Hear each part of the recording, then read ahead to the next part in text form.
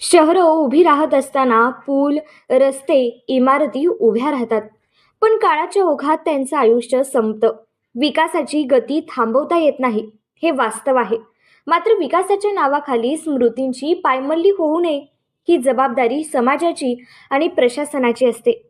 सोलापूरच्या दमानी नगर येथील 1922 साली बांधलेला शतकभर जुना रेल्वे पूल पाडला जाणार आहे.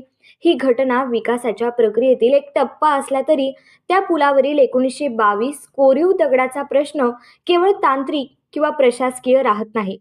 तो थेट शहराच्या सामूहिक स्मरणशक्तीशी जोडलेला आहे. इतिहासाचे अभ्यासक वारंवार सांगतात की लिखित साधनांइतकेच भौतिक पुरावेही महत्त्वाचे असतात.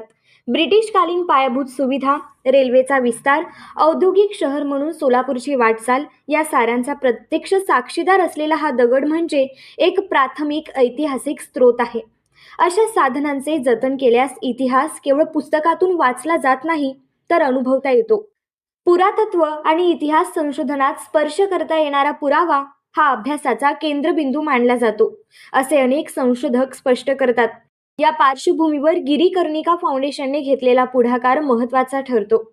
पूल पाडला जाणार, पण त्यातील ऐतिहासिक दगड नष्ट होऊ नये, ही भूमिका दूरदृष्टीची आहे.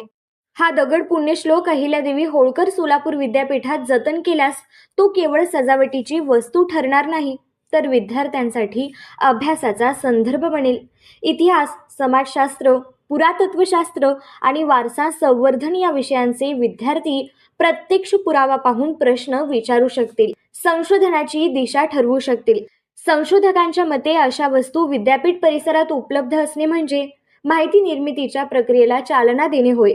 शहराचा विकास आणि वारशाचे जतन हे परस्पर विरोधी नसून परस्पर पूरक आहेत, हा संदेश यातून अधोरेखित होतो. कुलगुरू डॉक्टर प्रकाश महानवर यांनी या विषयावर तातडीची कार्यवाही करण्याची दर्शवलेली तयारी स्वागतार्ह आहे.